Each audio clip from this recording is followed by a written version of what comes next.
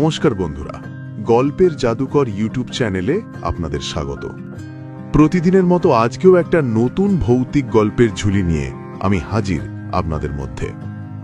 আজকের গল্পের নাম তারানাথ তান্ত্রিক ও ভুতুর স্টেশন।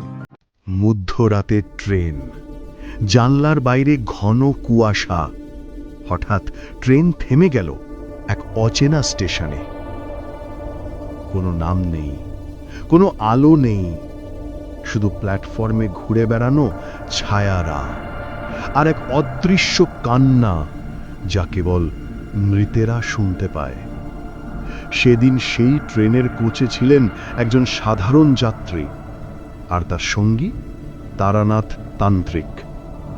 সেই রাতেই উন্মোচিত হয় এক ভয়ঙ্কর রহস্য, আর মৃত্যুর পরও শান্তি না পাওয়া অসংখ্য আত্মা।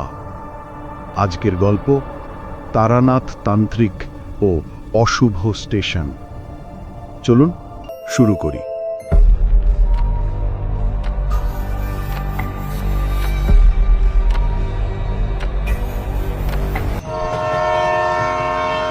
রাত তখন প্রায় 11টা।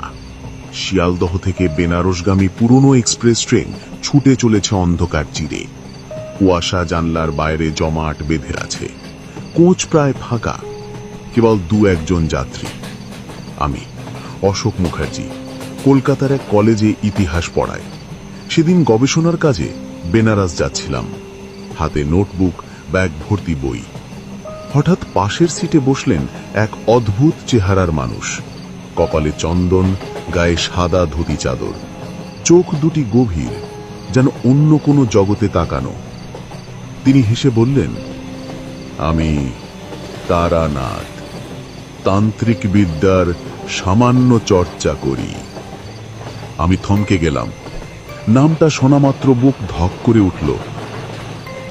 কলকাতার গলিপথে তার নানান কাহিনী ভেসে বেড়ায়, কিন্তু সেগুলো সত্যি কিনা কখনো জানতাম না।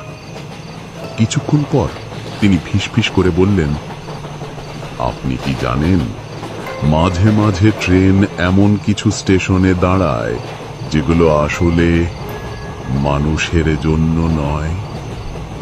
আমি অবাক। মানে? তারানাথ ধীরে বললেন, অশুভ শক্তিরও কিছু আলাদা জায়গা আছে।